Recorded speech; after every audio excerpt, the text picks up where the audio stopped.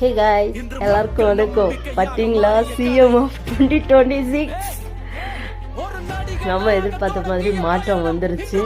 ஆனால் நம்ம கூட சேர்ந்து இயற்கையும் அந்த மாற்றத்தை விரும்பியிருக்கு அப்படிங்கிறது வந்து அன்பிரடிக்டபிளாக இருக்குதுங்க. ஏன்னா நான் இருக்கிற பிளேஸில் ஃபுல்லாகவே வந்து க்ளவுட் நான் தான் காமிக்கிற மாதிரி தான் இருக்குது, ரொம்ப மூடி தான் இருக்குங்க.